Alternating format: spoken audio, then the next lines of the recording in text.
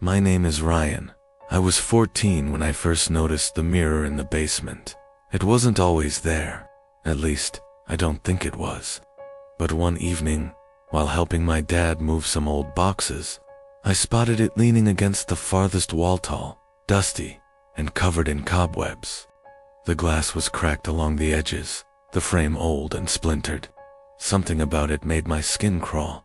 I asked my dad about it. He frowned. "We don't have a mirror down here, Ryan." I pointed at it, my stomach twisting.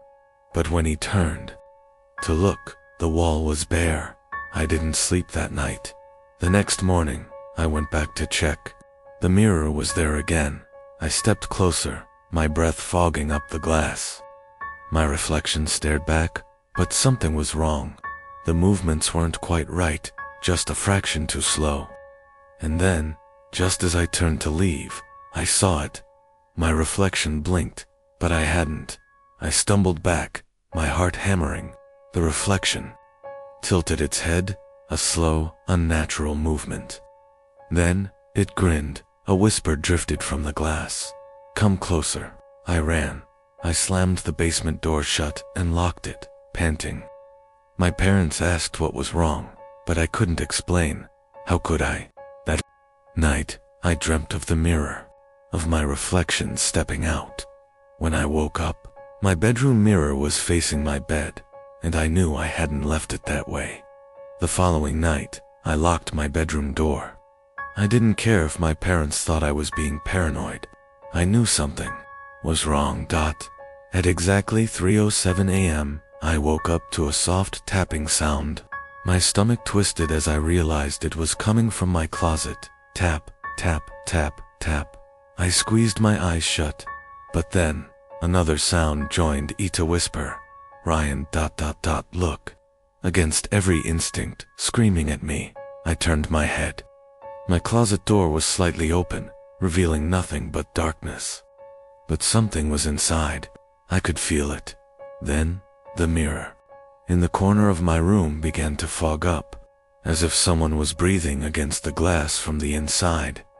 I watched, horrified, as words appeared in the condensation, written by an invisible hand. "Let me out." I scrambled out of bed, throwing my blankets aside. The second I moved, the closet door creaked open a little wider. A shadow moved inside. I bolted for the hallway, but the door wouldn't budge. I yanked at the handle, my breath coming in frantic gasps.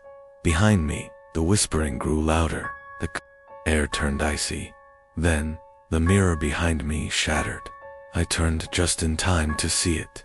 A tall, twisted, and grinning stepped through the broken glass. Its hollow eyes locked onto me, its face an exact copy of mine, but wrong. Its limbs were too long, its grin too wide. "You looked," it whispered. "Now I can stay." I don't remember what happened next. I must have blacked out. When I woke up, the mirror was gone. My parents found me curled up in the corner of my room, shaking. But I know it wasn't a dream, because now, every time I pass a reflective surface, I see it, watching me, smiling, waiting. My name is Jake. I was 13 when I first heard the noises coming from beneath the basement floor. At first, I thought it was just the old pipes groaning. But the sounds became more distinct, scratching, like nails scraping against wood. Then whispers, so faint I could barely hear them. My parents said I was imagining things, but deep down, I knew something was wrong. One evening, while they were out, I grabbed a flashlight and went down to investigate. The basement smelled of damp earth and dust. I followed the sounds to the farthest corner, where an old, stained rug covered part of the floor. The scratching was louder here. I hesitated, then pulled the rug back. Beneath it, ATRAPDOOR. My heart pounded. I hadn't known this was here. The wooden panel was warped with age, its edges cracked and splintered. I gripped the handle and lifted up. Rush of cold air hit my face. A black void yawned beneath me, a wooden ladder descending into darkness. Then, from below, a voice. "Jake, Help me. I dropped the trapdoor and stumbled back, my breath coming in short gasps. The voice had been weak, like a whisper carried on the wind, but it had been real. Too real. I ran upstairs and locked the basement door. That night, I barely slept, the words echoing in my mind. The next morning, I told my parents about the trapdoor. My dad frowned. "There's no trapdoor in the basement, Jake," I insisted. I led them downstairs, but when I pulled the rug back, the floor was solid. No opening, no scratches, no sign of anything having been disturbed. "It was right here," I shouted, my voice shaking. They exchanged worried glances. That night, I woke to a soft thumping sound, like something knocking from beneath the floorboards. I didn't sleep after that. The knocking continued every night at exactly 3:07 a.m., sometimes soft, sometimes violent. At times, I could swear I heard breathing beneath me. One night I worked up the courage to knock back.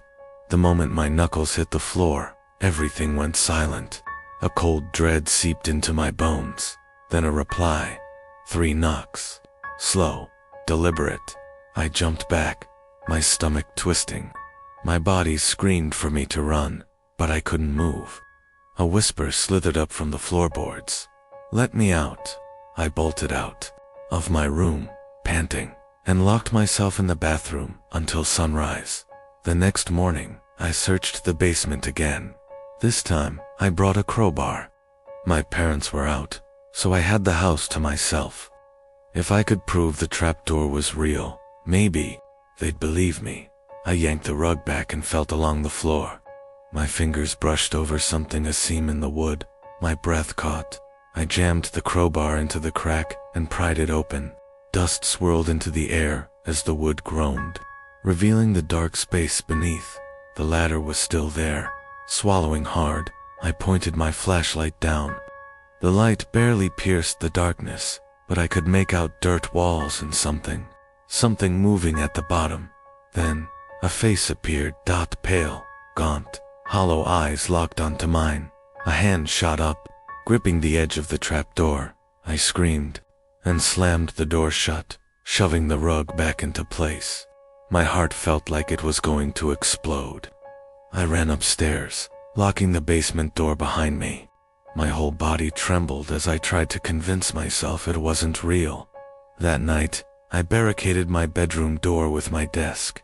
But at 3:07 a.m., the knocking came again, louder, more frantic, and this time, it wasn't coming from beneath the floorboards, it was coming from my closet. My name is Emily. I was 12 when I first heard the noises from the basement. It started with a creak, then a shuffle, then whispers, just faint enough to make me question if I had really heard them. My parents said it was the old pipes settling, but I wasn't so sure. One night, I couldn't take it anymore. Armed with a flashlight, I crept down the stairs. The basement was damp, the air thick with the scent of old wood and mildew. My light wavered as I moved past the shelves, searching for the source of the sound. Then I saw it, a second staircase, one I had never noticed before, leading even deeper underground. Something about it felt wrong. The wood was darker, older than the rest of the house. My fingers hovered over the railing, and the whispers returned. "Emily, come down," I gasped, nearly dropping my flashlight. My heart hammered in my chest. I took a step back, my instincts screaming at me to run. But then, from below, I heard something even worse. Footsteps, slow, deliberate, coming up the hidden stairs.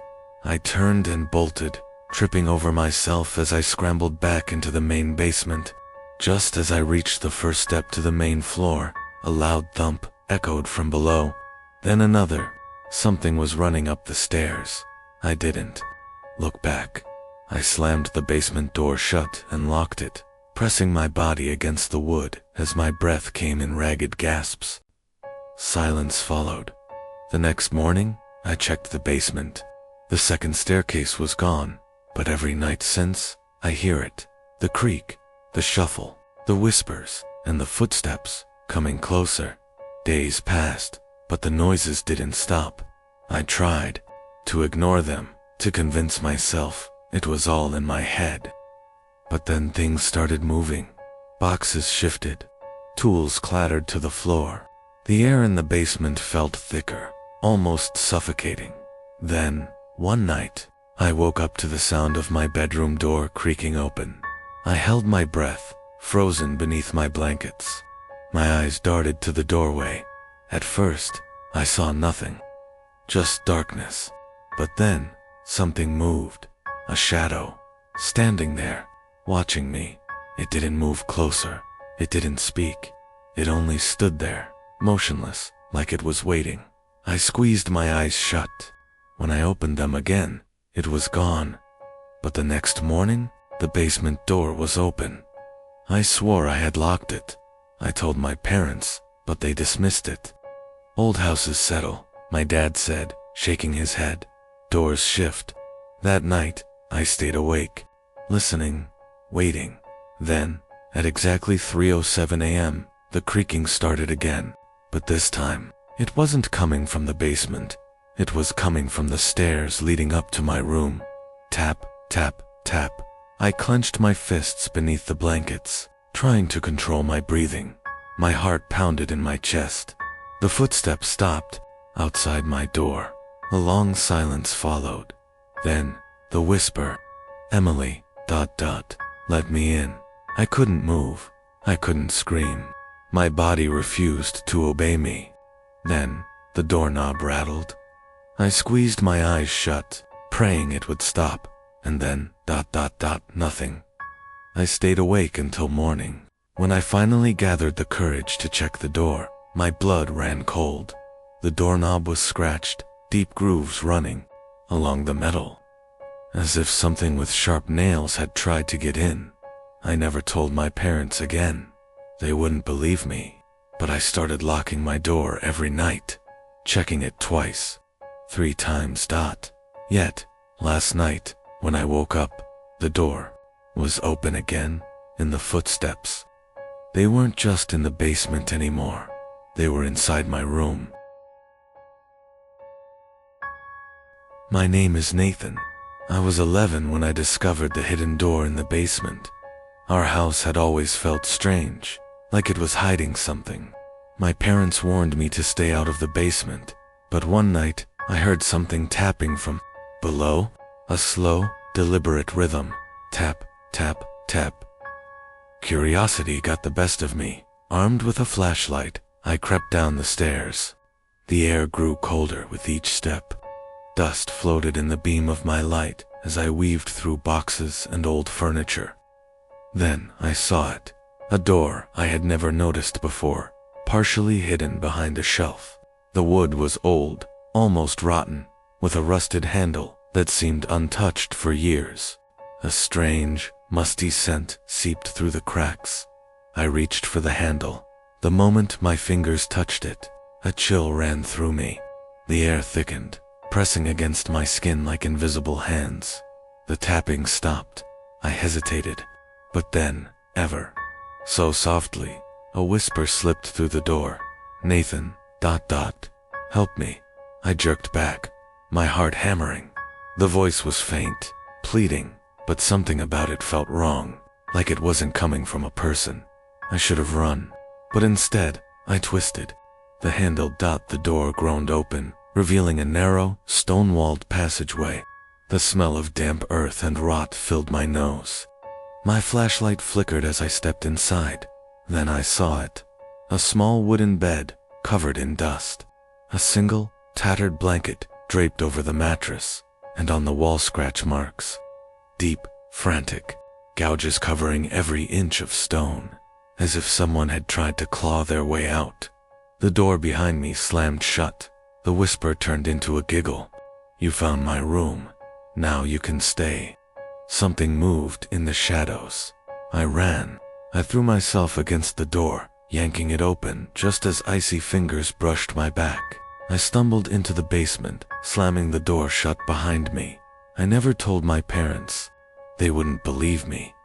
But every night, I hear the tapping, and I know that whatever I let out is still waiting for me. The following nights, the tapping continued. It would start softly, just 3 slow taps, then silence. Each time, I held my breath, praying it would stop. One night, I woke up to something even worse. The tapping wasn't coming from the basement anymore. It was coming from my bedroom wall. I lay frozen, staring at the dark ceiling. Then, from just beyond the wall, I heard it again. Tap, tap, tap. I scrambled out of bed and pressed my ear against the cold plaster. A faint voice whispered from the other side. "Nathan, open the door." There was no door, not in my room, not on that wall. My breath hitched as I realized something. That wall separated my room from the basement. I didn't sleep for the rest of the night. The next day, I told my dad that I thought something was wrong with the basement. He laughed. "Old houses make noises," he said. "You're imagining things." But that night, I realized WASN single quotes, because when I woke up again, my closet door was open, and the tapping was coming from inside. My name is Ava. I was 9 when I found the doll in the basement. My parents always told me to stay out of there, but one afternoon, curiosity got the best of me. The basement was dark and musty, filled with forgotten furniture and old boxers. In the center of the room sat a small wooden chair. On it was a doll. Its porcelain face was cracked, its glassy blue eyes slightly uneven. The dress it wore was yellowed and torn. Something about it made my skin crawl. I should have left it alone. Instead, I picked it up. The moment my fingers touched its fragile frame, a deep shiver ran down my spine. The air grew heavy, suffocating. Then, a whisper slithered through the dark, "Put me back." I froze. My heart pounded. I spun around, but I was alone. I dropped the doll and ran upstairs, slamming the basement door behind me. My hand shook as I locked it. I told myself it was my imagination. That night, the whisper returned. "Ava ... You took what was mine." I buried myself under my blankets, squeezing my eyes shut. Then I heard tiny footsteps scurrying across the floor. A small, cold hand brushed against my cheek. I screamed. My mom rushed in, turning on the light. The room was empty, but my closet door was open, and inside, the chair from the basement was waiting, with the doll on top, smiling the next day. I refused to go near the basement. My mom dismissed it as a bad dream, but I knew the truth. That night I locked my bedroom door and shoved my desk against it, just in case. I barely slept, straining to hear any sound at some point.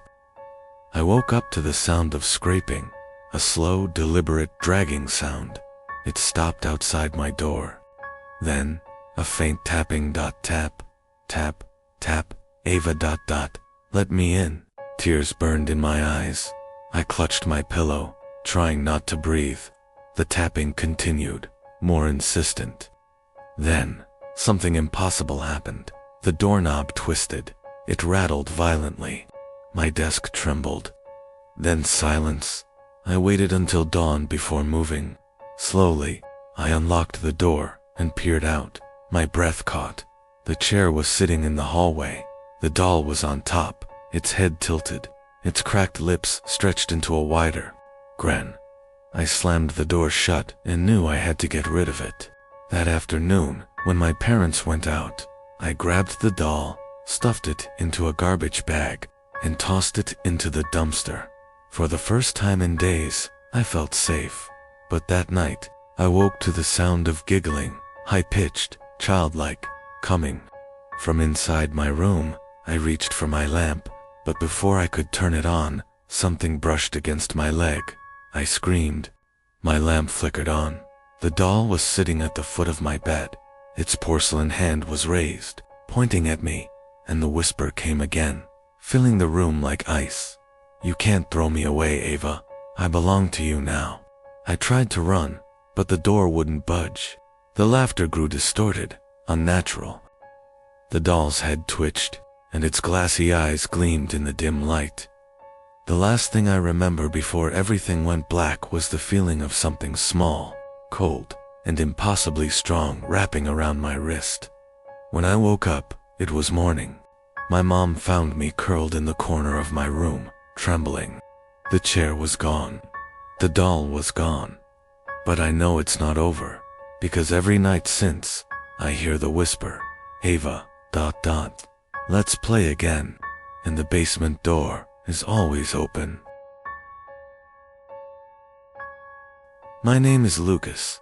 I was 11 years old when I first noticed that the basement door had an extra lock on it, one that none of the other doors in the house had. My parents never mentioned it, and they never let me go near it. But one night, when I was home alone, I heard something scratching at the other side. At first, I thought it was the wind or maybe even a mouse. But then, the scratching turned into knocking. Slow, deliberate knocks. As if someone or something was testing the door. I stared at it from the top of the stairs, heart pounding. The basement was dark, and the air around me felt colder than the rest of the house. Then, a voice whispered from the other side, Lucas ... Open the door. I nearly fell backward. It knew my name. I bolted to my room and hid under my blankets, shaking. The knocking continued for a few minutes before stopping, but I didn't sleep that night. And the next morning, when my parents came home, I noticed something even worse. The extra lock was unlatched. I told my mom and dad, but they didn't believe me. You must have imagined it, my dad said, brushing past me to relock it. That night, I woke up to the sound of footsteps, slow, dragging footsteps coming from the basement. I knew the door was locked. I knew it had to be my imagination. Then my bedroom door creaked open. I squeezed my eyes shut, my body frozen.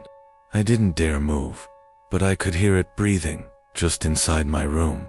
The air turned ice cold, and a rotten smell filled my nose. Then, the whisper came again right next to my ear. You forgot to lock the door, Lucas. The next thing I remember, I was screaming. My parents rushed in, but by then, the room was empty. The basement door was shut, locked, just like before. But I know what I heard. The following days were tense. I refused to go near the basement, but I couldn't ignore the feeling that something was wrong. I started noticing small things. My closet door cracked open in the morning, my bed sheets in disarray, faint footprints on the wooden floor, near my bed that weren't mine. One evening, my parents had to leave again. They assured me they'd only be gone for a few hours. Just lock up and go to sleep, okay? My dad said. I nodded, but my mind was already on the basement door. After they left, I double-checked the locks, the front door, the windows. Then, finally, the basement. The extra lock was still in place. I let out a breath of relief and went to my room, determined to stay awake until my parents returned. But sleep found me anyway. Sometime in the middle of the night, I woke up with a start. A soft, rhythmic tapping echoed through the house. Tap, tap, tap. I sat up, my pulse hammering in my ears. The sound wasn't coming from the basement door this time. It was coming from my window. My curtains swayed slightly, as if something had just moved behind them. A deep, sinking feeling pooled in my stomach. I swallowed hard and reached for the bedside lamp. But as soon as my fingers brushed against the switch, the tapping stopped. Silence. I held my breath. Then, before I could react, a voice came from the darkness of my room. Lucas, you left it open. I turned, my heart nearly stopping. A figure stood in the doorway. It was tall and thin, its skin stretched tightly over its bones, its head tilted to the side, observing me with sunken, empty eyes. But the worst part, it looked just like me, a distorted, skeletal version of myself, standing in the doorway, grinning. I tried to scream, but no sound came out. The thing took a step forward, and the floorboards groaned beneath its weight. My body refused to move, trapped between terror and disbelief. Then, slowly, it raised a single, bony finger and pointed toward the hallway, toward the basement. "Come see where I came from," it whispered. I finally found my voice. A strangled, panicked scream ripped from my throat as I grabbed the lamp and hurled it at the figure. The light shattered against the wall, plunging the room into darkness. I scrambled backward, gasping, my hands searching for anything to defend myself with. But when I looked up again, the thing was gone. The only sound was the faint creak of a door swinging open, the basement door. I ran. I didn't look back. I grabbed my phone and locked myself in the bathroom, my hands shaking too much to dial. My parents came home an hour later, finding me curled up on the floor. Trembling, they still don't believe me. But I know what I saw, and every night since, I've been waking up to the same thing. That voice, whispering my name from the darkness. "Lucas, you forgot to lock the door, ... again. And worse, the lock is always unlatched." My name is Ethan. I was 10 years old when I first saw it, the thing that lived in the basement. Our house was old, the kind with wooden floors that creaked even when no one was walking. My parents rarely let me go into the basement, but one night, while they were asleep, I snuck down to look around. I don't know why. Maybe because I kept hearing noises coming from down there. Scratching, shuffling, whispering. The basement smelled of dust and damp wood. My tiny flashlight barely cut through the darkness as I stepped deeper inside. My heart pounded as I moved, past old furniture covered in white sheets, like forgotten ghosts. Then I saw it. A dark figure hunched in the farthest corner of the basement. Its limbs too long, its fingers dragging against the floor. It wasn't facing me, but I knew it had already sensed my presence. It moved, slowly, methodically. Then it crawled. It didn't move like a person. It slithered on all fours, its head twitching unnaturally, its body making no sound despite the rough wooden floor. I was frozen, my breath caught in my throat. I wanted to run. I wanted to scream, but I couldn't. The thing stopped just a few feet away, still not looking at me. Then, with slow, deliberate movement, it twisted its head completely backward. Its hollow eyes met mine. I bolted. I scrambled up the stairs, nearly tripping as I reached the top. I slammed the basement door shut and locked it, my chest heaving with terror. I could still hear it crawling below, the soft dragging sound of its fingers tracing the walls. That night, I barely slept. Every shadow in my room felt alive. Every sound made my heart leap. The next morning, I told my parents. They laughed. "You have such an imagination, Ethan," my mother said. But the scratches on the basement door were real, and that night, it came back. It didn't stay in the basement this time. I woke up to a faint creaking sound. My door was open. The hallway was pitch black, except for a faint, shifting shadow near the stairs. It was crawling up. I held my breath as it stopped outside my room. The air turned ice cold. Then, slowly, the door creaked open wider. I didn't see it fully, just the shape of its fingers curling around the edge of my doorframe. Then, I heard it whisper, "Come play, Ethan." I don't remember screaming, but I must have, because the next thing I knew, my parents were shaking me awake. The door was closed. The hallway was empty, but the scratches on my floorboards were fresh, and they led straight to my bed. That was years ago. My parents still don't believe me. They say I had nightmares, that I imagined the whole thing. But every night, when I close my eyes, I hear it. The soft sound of something crawling in the darkness, just waiting for me to let my guard down, and one day, I know it will reach me. My name is Daniel. I was 13 when I first discovered the hidden door in our basement. My parents never mentioned it, and the heavy wooden planks covering the entrance suggested they wanted to keep it that way. But one night, when they were asleep, I pried them loose. Beneath the planks was an old, rusted door, its handle ice cold. I hesitated, heart hammering. Something about it felt ... wrong. But curiosity pushed me forward. I turned the handle. The door groaned open, revealing a narrow staircase leading down into pitch blackness. A damp, putrid smell rose up, making my stomach churn. I shone my flashlight down the steps, and something caught my eye. There was a room beneath our house. I stepped inside, my breath coming fast. The room was small, the walls lined with rotting wood. An old chair sat in the center, covered in dust. Chains hung from the ceiling, and in the far corner, a single bed with torn sheets. And then I saw it. A mirror, cracked and foggy, hanging on the opposite wall. As I moved closer, I realized something horrifying. My reflection wasn't moving. I gasped and stumbled backward. My reflection grinned, a slow, unnatural stretch of lips that wasn't my own.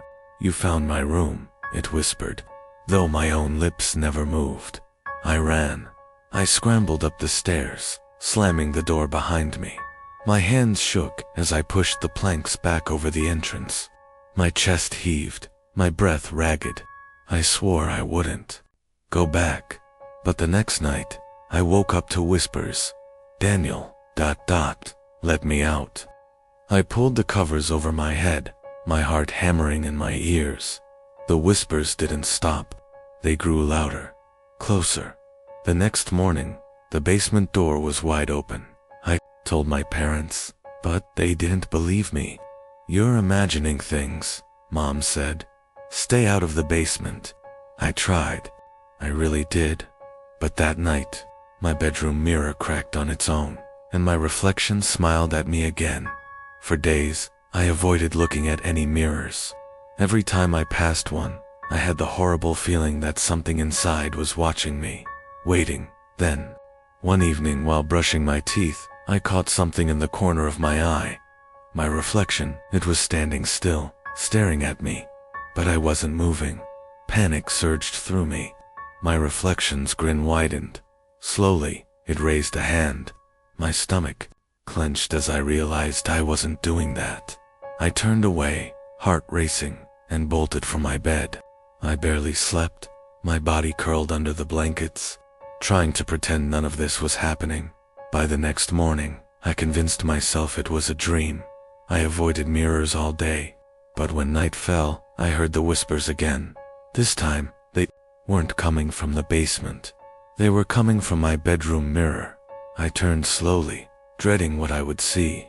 My reflection was there, grinning as always. But now, there was something else, someone standing behind me in the glass.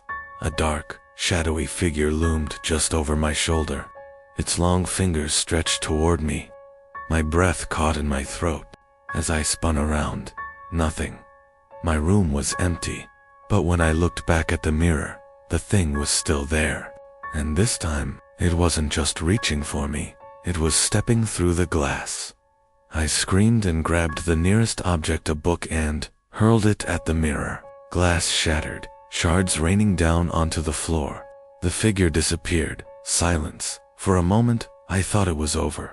But then, a deep, rasping voice whispered from the cracks of the broken glass. "Breaking the mirror doesn't break the curse. Now, I'm free." A shadow slithered out from the shattered remains, stretching across my floor. My door slammed shut, on its own. The lights flickered, then went out completely, and in the darkness, I felt it. Cold breath against my ear, a hand gripping my shoulder. "You shouldn't have let me out." The last thing I remember before blacking out was the sound of laughter, low, guttural, and inhuman. When I woke up, the mirror was gone. So was the figure. But every night since, I hear something scratching at the inside of my closet door, and I know, deep down, it's still watching me. My name is Oliver. I was 12 when we moved into the house. At first, Everything seemed normal until I found the trapdoor. It was in the corner of the basement, hidden beneath an old, dust-covered rug. My parents never mentioned it, and when I asked, they just brushed it off. "Don't mess with things that don't concern you," my mother said. Of course, that only made me more curious. One night, after everyone had gone to bed, I sneaked down to the basement with a flashlight. The air was damp, the walls cold to the touch. I pulled back the rug and stared at the trapdoor, heart pounding. It looked ancient, its wooden planks cracked and brittle. I hesitated, then reached for the rusted metal handle and pulled. The trapdoor groaned as it lifted. A putrid smell, damp earth and decay hit me like a punch. I gagged and covered my nose. Below, a set of narrow stone steps disappeared into darkness. A whisper slithered through the air. "Come closer, ... I froze, my breath catching in my throat. The voice was low, distorted, but strangely familiar. It sounded like ... me. The flashlight flickered. My instincts screamed at me to run, but my legs wouldn't move. A shadow shifted at the bottom of the steps. Something was down there, waiting, and then I saw it, a pair of glowing, hollow eyes peering up at me from the darkness. I stumbled back, letting the trapdoor slam shut. My hands trembled as I yanked the rug over it. I ran back to my room and locked the door. My body shook so hard I thought my bones might snap. The next morning, I told my parents. They laughed it off, just like I knew they would. "There's nothing under there," Dad said. "Just the old foundation." But that night, I woke to something scratching at my door. Soft at first, then harder, clawing, scraping. A horrible wet breathing sound filled my room. I turned on my bedside lamp. The noise stopped instantly. I didn't sleep for the rest of the night. The following evening, I heard something moving in the basement. Heavy footsteps pacing beneath my feet. I tried to ignore it, but the sound grew louder, closer. Then the basement door creaked open on its own. I held my breath as a dark, elongated hand curled around the edge of the doorframe. The fingers were too long, the joints bending the wrong way.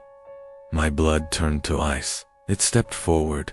The thing looked like me, but its skin was stretched too tightly over its skull. Its mouth was too wide, its grin unnatural. Its hollow eyes gleamed as it whispered in my own voice, "You let me out. Now it's your turn to go down." I screamed. I must have blacked out, because the next thing I knew, I was in my bed. My parents insisted it was just a nightmare, but I know the truth.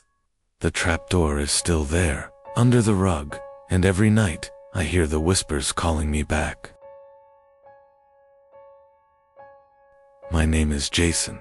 I was 14 when my family moved into that old, creaky house. It had a large, eerie basement that my parents warned me to stay away from. But curiosity is a dangerous thing, especially for a kid like me. One evening while my parents were out, and my little sister was asleep, I heard it for the first time. A whisper. Faint, like someone calling my name from below. "Jason, ... come down, ... I froze. The voice was soft, almost soothing, yet something about it felt wrong. My parents always kept the basement door locked, but that night, it was slightly ajar. A cold draft seeped from the darkness beyond. I stepped closer, my heart pounding. "Hello," I whispered back. The whispering stopped. Silence stretched between me and the darkness below. Then, a slow creak, like footsteps on old wooden stairs. I ran to my room, locked the door, and buried myself under the covers. The next morning, the basement door was shut and locked again. I convinced myself it was just my imagination, but I couldn't shake the feeling that something had been watching me. Days passed without incident. Then, one night, I woke up to find my little sister, Emily, standing at my bedroom door, her face pale. "Jason," she whispered, "someone is calling me from the basement." A shiver ran down my spine. I followed her to the top of the stairs. The basement door was wide open now, revealing only a yawning blackness. I wanted to run, to close the door and forget it ever happened, but Emily took a step forward. No. I grabbed her hand and pulled her back, and then we saw it, long, pale fingers curling around the edge of the doorway, just visible in the dim hallway light. Slowly, something began to emerge from the basement. Something thin, impossibly tall. Its hollow eyes locked onto us. I slammed the door shut and locked it. We ran back to our rooms, waiting for morning. The next day, I told my parents, but they brushed it off. Old houses make noises, Dad said. It's just your imagination. That night, the whispers returned. They weren't calling my name this time. They were laughing. A low, rasping chuckle echoed up the stairs, growing louder, closer. The lock rattled. I didn't sleep at all. A few nights later, Emily started sleepwalking. I found her standing at the basement door, her hand on the knob, eyes wide but unseeing. She mumbled something I couldn't understand, then tried to pull the door open. I dragged her away and locked it, but she fought me with unnatural strength. The next morning, she didn't remember a thing. I started keeping a knife under my pillow. It made me feel safer, though I wasn't sure if it would even help. Every night, the whispers got louder. I could hear something shifting behind the door. One night, I set up my phone to record the basement door while I slept. In the morning, I checked the footage. The door had opened by itself. Something pale and spindly had crawled out, something that didn't belong in this world. I watched in horror as it reached out toward my bedroom door, then suddenly turned its head toward the camera. It knew I was watching. That was 3 days ago. Emily has been acting strange ever since. She stares at me without blinking. She hums to herself, a tune I don't recognize. And last night, I woke up to find her standing at the foot of my bed, smiling. I don't think Emily is my sister anymore, and I don't think I have much time left. My name is Ryan. I was 16 when I learned that some parts of the forest should never be entered at night. It was a dare. My friends and I had heard the stories about Fog Hollow, a part of the woods where people went missing. Some said it was a bottomless pit hidden by the mist. Others claimed something lived in it, something old, something hungry. But we were 16, and we didn't believe in ghost stories, so we went. The air was thick when we reached the hollow. A dense fog rolled in unnaturally fast, swallowing the trees. It muffled every sound, making even our footsteps seem distant. I stayed close to the others, gripping my flashlight like a lifeline. "This is stupid," Emma muttered. "Let's go back." Scared. Jake grinned, but even he sounded uneasy. Then we heard it, a wet, gurgling breath. I spun around, my flashlight cutting through the mist. Nothing. Then, from the fog, a whisper. "Ryan, .. I stiffened. It had spoken my name. Who said that? I called. My voice felt swallowed by the air, barely carrying "Don't answer." Then, the trees shifted. Not from wind, there was no wind. They moved as if something huge was pushing through them. Emma screamed. A shape emerged from the fog, massive and wrong. It had no face, no eyes, just a gaping mouth, stretched too wide. Its limbs were long, twisting like tree branches. It didn't walk, it glided. We ran. Branches slashed at my arms as I tore through the woods. My lungs burned, my legs ached, but I didn't stop. The thing in the fog didn't chase us, it was everywhere. No matter how fast we ran, the mist thickened, pulling us deeper. Then Jake tripped. I turned, reaching for him, but something else was faster. A black, spindly arm shot from the fog, wrapping around his ankle. Jake screamed as it dragged him backward. His fingers clawed at the dirt, eyes wide with terror. Then he was gone. We didn't stop running until we saw the lights of town. The next day, the police searched for Jake. They found his backpack, torn and covered in something dark. But they never found him. That night, Emma and I sat in silence, barely touching our dinner. The weight of what had happened crushed us.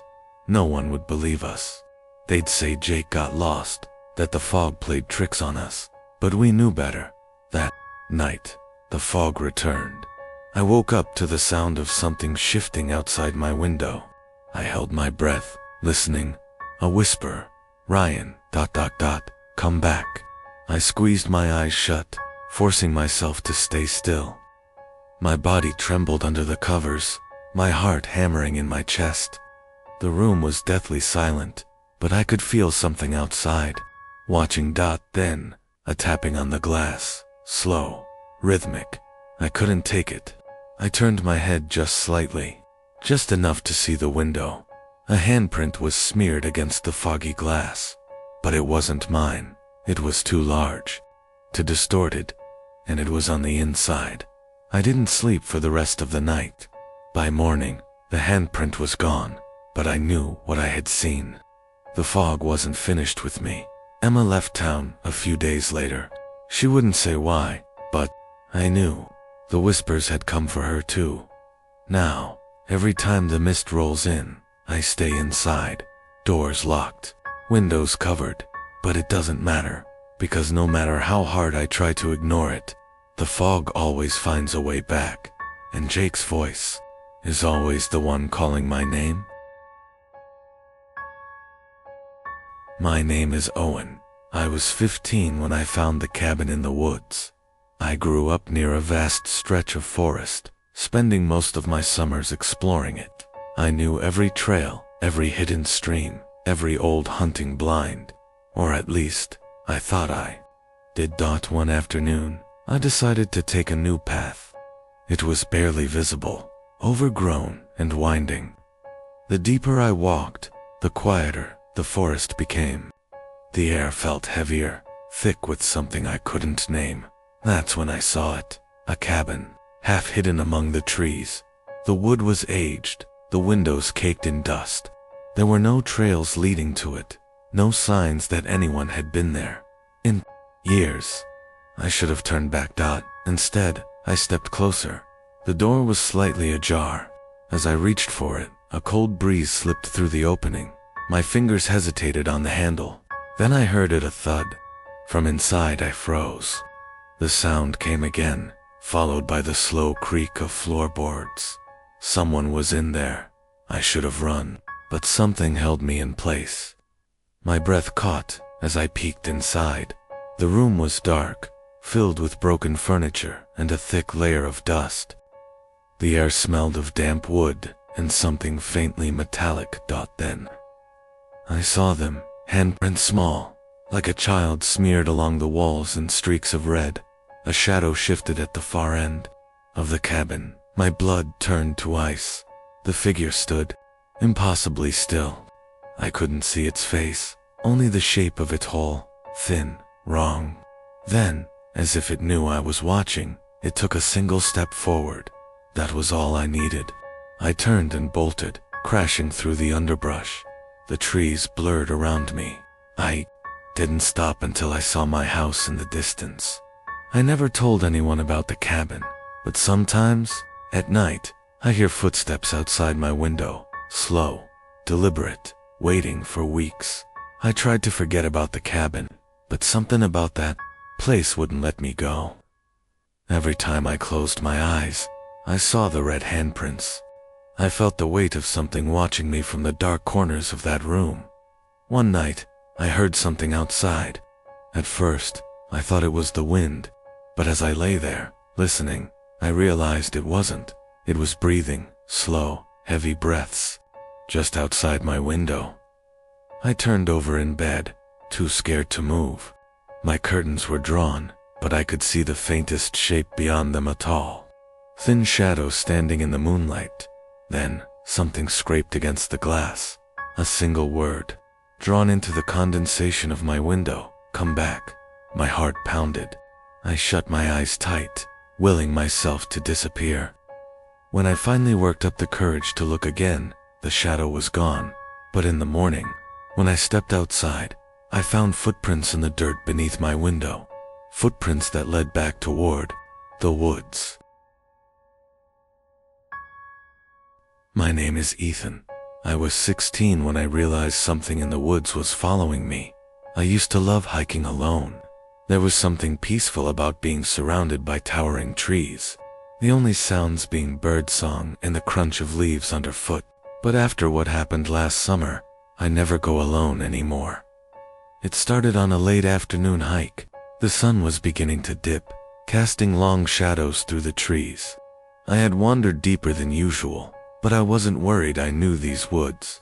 Well, then, I heard footsteps. At first, I thought it was an animal, but the steps were steady, deliberate, matching mine. I stopped, so did they. My heart pounded. I turned around slowly, scanning the trees. Nothing. I told myself I was imagining it and kept walking. But every few minutes, I heard it again. A crunch of leaves, a twig snapping. Always just behind me.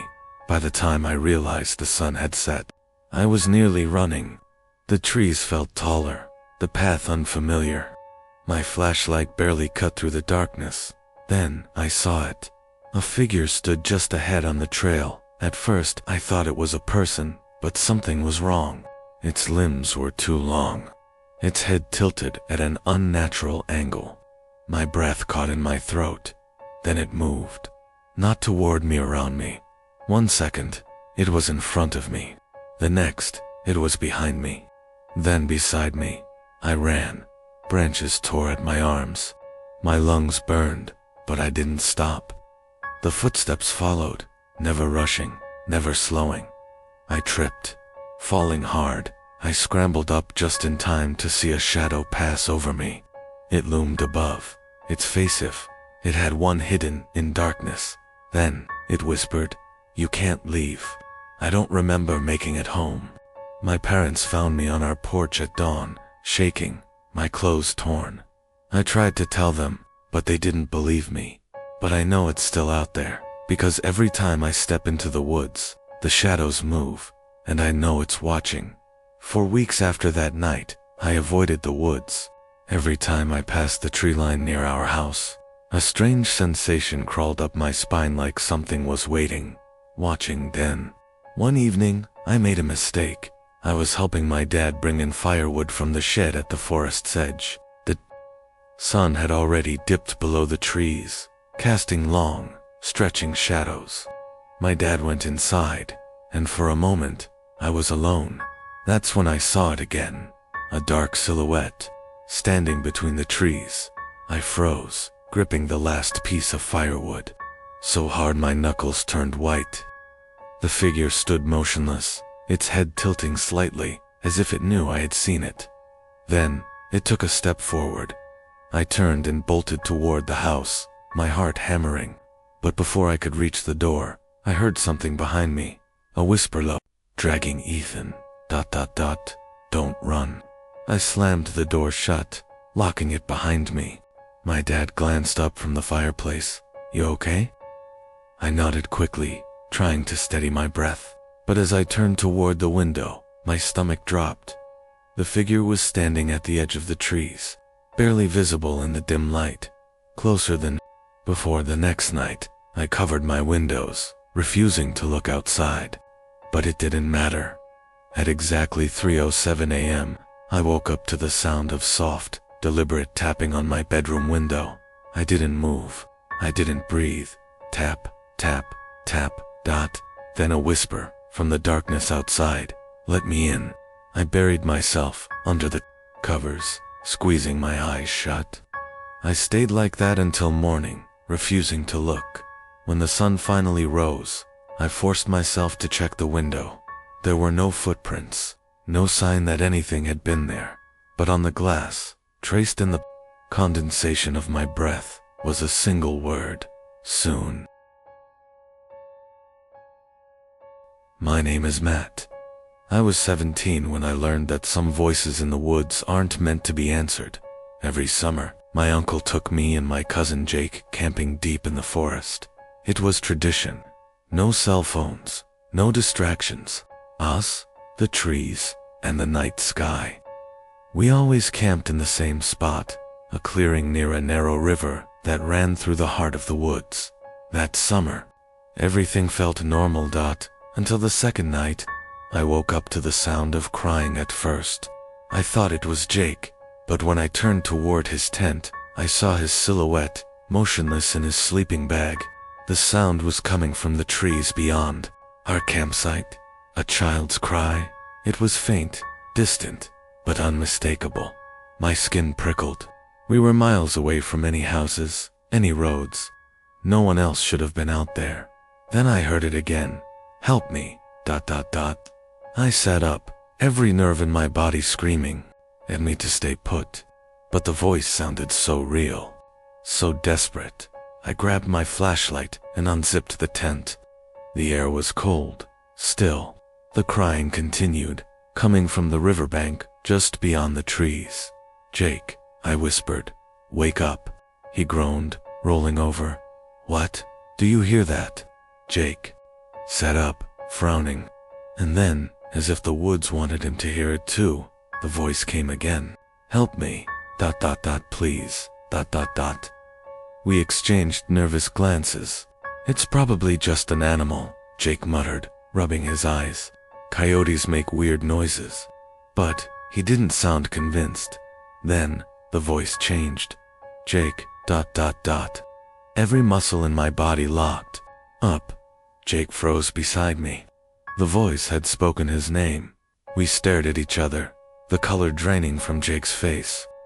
The crying had stopped. The forest was dead silent. Then, suddenly, footsteps. Fast, heavy, charging toward us from the trees. We scrambled back into the tent, zipping it shut, just as something slammed into the fabric. The entire tent shook. My heart felt like it would explode. Then, silence. We sat there, breathless, listening to nothing but the pounding in our chests. The next morning, we packed up and left without a word. My uncle laughed when we told him. Just your imagination, he said. But that night, back at the cabin, I woke up again. The crying was outside my window, and this time, it was saying my name. My name is Eric. I was 18 when I lost my friends in the woods. It was supposed to be a fun weekend. 4 of us, me, Sam, Tyler, and Noah had planned a camping trip deep in the forest, miles from civilization. We packed light, brought enough supplies for 3 nights, and hiked to a clearing we found on an old map. The first night was perfect. We set up our tents, built a fire, and told ghost stories. The trees rustled softly in the wind, the stars bright above us. Nothing felt out of the ordinary. But on the second night, everything changed.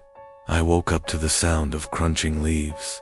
At first, I thought it was an animal, but then I heard something worse, whispering low. Urgent voices drifting through the trees. I peeked out of my tent. The fire had burned down to embers, casting just enough light to see the others still sleeping. Then, I saw movement. A figure stood just at the edge of the clearing. At first, I thought it was Noah, maybe up to use the bathroom. But then I realized, it was too tall, and its limbs were wrung too long, too thin. The whispers grew louder, surrounding me, but I couldn't understand the words. My body locked up in fear. I blinked. The figure was gone. I barely slept the rest of the night. In the morning, I told the others, but they laughed it off. You probably dreamed it, Sam said, rolling his eyes. But I could see the unease in his face. I knew he didn't believe his own words. That evening, as we sat around the fire, the atmosphere felt heavier. The woods were completely silent. No birds, no insects, just the crackling flames. Then, Noah stood up. Guys, where's Tyler? We all looked around. His tent was empty. We searched the area, calling his name, but there was no sign of him. No footprints leading away. No sounds of movement in the trees. It was like he had vanished into thin air. Panic set in. We had no phone signal. no way to call for help. We stayed awake all night, taking turns keeping watch, but nothing happened. By morning, Sam was gone too. His sleeping bag was empty, his boots still by the fire. I couldn't breathe. I turned to Noah, my voice shaking. We have to leave. Now. We packed what little we could carry and ran. I don't know how long we ran, but the deeper we went into the forest, the more things felt ... wrong. The trees were too tall, their bark pulsing as if alive. The ground felt unstable, shifting beneath our feet. The air was thick, making it hard to breathe, and the whispers never stopped. Then Noah grabbed my arm. Eric looked ahead of us, in a clearing that shouldn't have been. There was our campsite. The fire was still smoldering. Our tents stood exactly as we left them. It was impossible. We had run for miles. Then I noticed something worse. There were 4 figures sitting around the fire, motionless, shadowed. They turned their heads in unison. They had our faces. I don't remember what happened next. I just remember running. Branches cut my skin.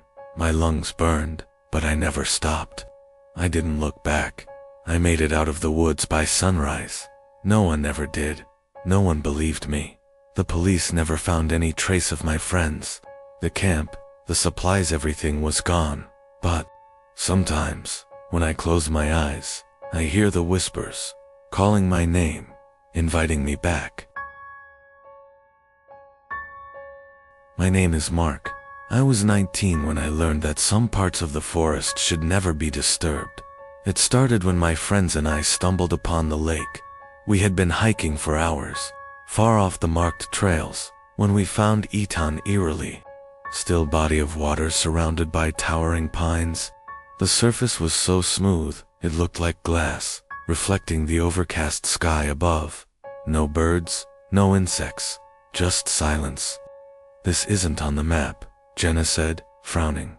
None of us had seen it before, even though we had hiked these woods for years.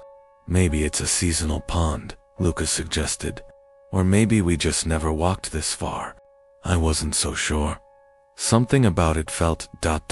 wrong. But when Noah suggested we camp by the shore, no one objected. By nightfall, we had set up our tents and built a fire. The lake reflected the flames perfectly, an unmoving black mirror. That's when the first ripple appeared. A small, gentle disturbance near the center. Then another, and another dot. Something was moving beneath the surface. Fish, Lucas guessed, in a dead lake. Jenna shook her head. Nothing's living in there. But something was. The whispers started an hour later. Soft, distant voices carried across the water. At first, I thought it was the wind.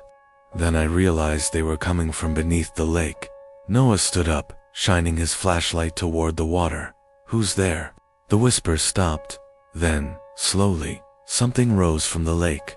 A figure, pale, drenched, motionless. We froze. My breath caught in my throat as more figures emerged, their bodies breaking the surface without making a sound. Their eyes were wrung empty, glassy voids reflecting our campfire. We need to go, I whispered, but it was too late. The figures moved toward the shore, their wet limbs dragging through the water.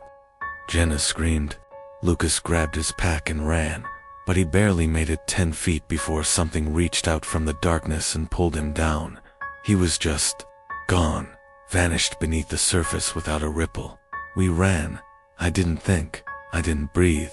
The trees blurred past as I sprinted through the darkness, Noah and Jenna close behind. The whispers followed us, growing louder, more desperate. Then Jenna tripped. I turned just in time to see them pull her back. She didn't scream. She didn't fight. She was just ... gone. Noah. And I didn't stop running until we saw headlights. We collapsed onto the road, barely able to speak. A passing truck driver found us and called for help. The police searched for days. They never found Jenna. They never found Lucas and the lake. It wasn't there. No maps, no records, just empty woods where the water should have been. But sometimes, when I pass by those trees, I hear them soft, distant whispers, calling from beneath the earth, begging me to come back. My name is Jason. I was 16 when I first saw it. Every summer, my family rented a cabin deep in the forest. It was supposed to be a peaceful getaway, a place to escape the noise of the city.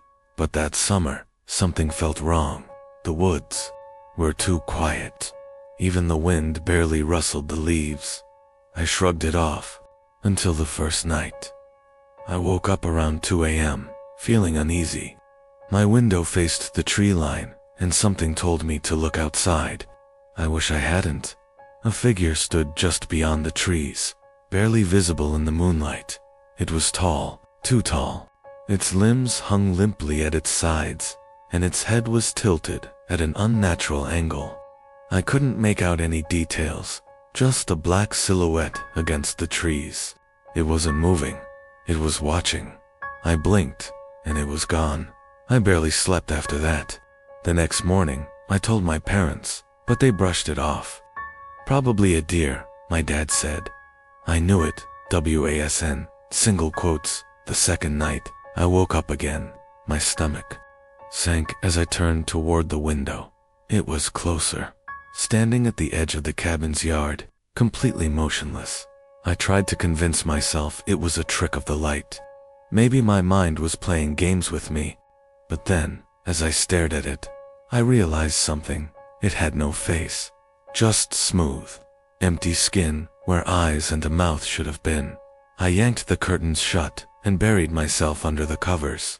I didn't sleep. The third night, I refused to look outside, but it didn't matter. I woke up to the sound of tapping, soft, slow, rhythmic. At first, I thought it was coming from the window, but as I held my breath, I realized the truth. It was coming from inside the room. I didn't move. I didn't breathe. My fingers clutched the blankets as the tapping continued closer now, right beside my bed. Then, a whisper, Jason, let me in. I squeezed my eyes shut, every muscle in my body locking up. I wanted to scream, to run, but I couldn't. The room felt frozen in time, the air thick and unmoving. Then, something brushed against my arm, cold, wrong. I jerked away, rolling onto the floor. The tapping stopped. The room fell into silence, but I could feel something standing there, just beyond my vision. Morning couldn't come fast enough. When the first light of dawn crept through my curtains, I finally forced myself to look. The room was empty. The air was warm again, normal. Maybe it had all been a dream. But as I turned toward the window, my heart stopped. On the glass, smeared in long, thin streaks, was a message. I found you. The next morning, my parents found me curled in the corner of the room, shaking. They took me home early. I never told them what really happened, but sometimes, late at night, I still hear the tapping, and I know it's waiting for me to come back. My name is Alex. I was 15 when I made the worst mistake of my life. I stepped off the trail. I was hiking with my older sister, Claire, in the dense forest behind our grandparents' house. We had walked the same path 100 times, but that day, something felt different. The air was too still. The sounds of birds and insects had disappeared. It was like the forest was holding its breath. Then, I saw it. A narrow trail veering off from the main path. It was barely visible, overgrown with moss and weeds, as if no one had walked it for years. But something about it called to me. Alex, come on, Claire urged, already ahead. Don't wander off. But I couldn't stop staring. The trees along that path looked different, taller, their bark dark and twisted. Then I heard the whisper, this way, ... It was so soft, I almost convinced myself I imagined it. Almost. Before I could think, my feet moved on their own. Stepping off the safe path, the moment I did, the world changed. The air turned thick, heavy, like I was walking underwater. The sky above darkened even though the sun was still high. The trees loomed closer together, their branches tangled like grasping fingers. My stomach twisted with sudden nausea. "Claire." My voice came out hoarse, wrong. I turned back to the main trail. It was gone. Only trees stretched behind me, endless and unfamiliar. My heart pounded. I ran forward, calling for my sister, but my voice didn't carry. The forest swallowed it whole. Then, I saw movement. A figure stood ahead, deep in the shadows between the trees. At first I thought it was Claire, but it was too tall, its limbs too long. Its head cocked unnaturally to the side, like it was studying me. Then it took a step forward. I turned and ran, my breath coming in short, panicked gasps. The ground beneath me felt wrong, too soft, like something shifting beneath the soil. My feet sank slightly with each step. The whispers returned, closer now. Stay ... stay ... double quotes. I tripped, falling hard. When I looked up, the figure was right there. It had no face, just smooth, stretched skin, where eyes and a mouth should have been. I screamed. Darkness swallowed me. When I woke up, Claire was shaking me. I was lying on the normal trail, my hands and clothes covered in dirt. "Alex, what the hell?" she yelled. "You disappeared for hours." But that was impossible. I had only been gone for minutes. At least, that's what I thought. As we rushed home, I felt something in my pocket. A small, blackened twig, twisted and gnarled.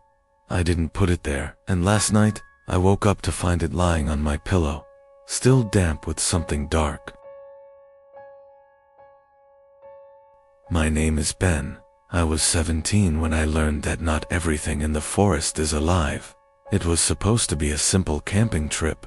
My best friend, Liam, had convinced me to join him and a few others for a weekend in the woods. The place he picked was deep in the forest, far from any marked trails. No light pollution, no distractions, just nature, he had said. The first day was perfect. We set up camp, started a fire, and shared stories late into the night.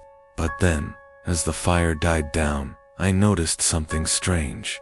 The forest was silent. No crickets, no rustling leaves, no wind, just ... nothing. Liam laughed it off. "Relax, man. It's probably the weather."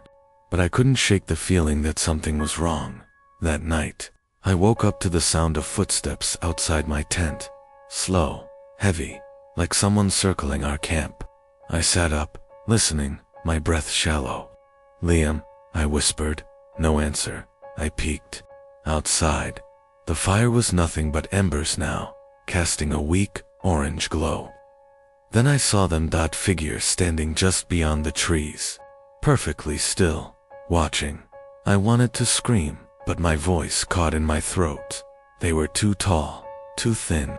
Their arms hung awkwardly at their sides, their heads tilted at unnatural angles.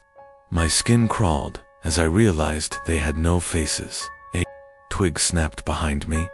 I spun around, heart racing, but there was nothing there. When I turned back, the figures were gone. I rushed to wake Liam, but he groggily waved me off. "Dude, go to sleep."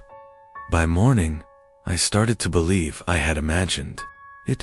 But then, as we packed up to hike deeper into the forest, I noticed something in the dirt. Footprints, but they weren't ours.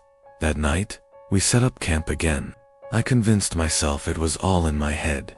But as the fire burned low, the silence returned. The others didn't seem to notice, but I did, and then I heard it. A voice, soft, distant, coming from the trees. "Ben ... come closer." I stiffened. My blood turned to ice. The voice sounded familiar. It sounded like me. I grabbed Liam's arm. "Do you hear that?" He frowned. "Hear what?" The voice came again, closer this time. "Ben ... come, see." I turned toward the sound, and standing between the trees, inches from our campfire's dying light, was me, my own face staring back at me. Twisted in a grin, too wide for human lips. I blacked out. When I woke up, it was morning. Liam and the others were already packing. "You okay, man? You passed out?"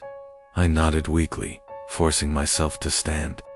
But as we left the campsite, I glanced back one last time. The trees were filled with figures, still, watching, waiting for us to return. My name is Daniel. I was 16 when I learned that the forest near my uncle's cabin wasn't normal. It started as a family trip. My parents thought a weekend away from the city would be good for me. My uncle's cabin was deep in the woods, surrounded by towering trees that blocked out most of the sky. I had never liked the woods. There was something unsettling about how silent they could be. The first night, I woke up to whispers. At first I thought my parents were talking in the other room, but when I sat up, the sound was coming from outside. A hushed, rhythmic murmur, like a dozen voices speaking at once. I crept to the window, pushing aside the curtain. The trees were moving, not swaying in the wind. There was no wind. They were shifting, twisting, their branches curling like fingers. My stomach knotted. Then, I saw them. Figures stood among the trees, their shapes barely visible in the darkness. Tall, thin shadows that blended into the bark. They were whispering. One of them turned. I stumbled back from the window, my heart hammering. The whispering grew louder. I rushed to wake my parents, but they were deep asleep. When I turned back to the window, the figures were gone. I didn't sleep for the rest of the night. The next day, I tried to convince myself it was just my imagination, but something was wrong with the forest.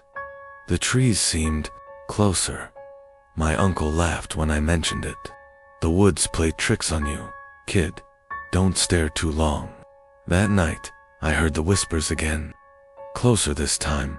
I locked the door and buried myself under the blankets, but it didn't help.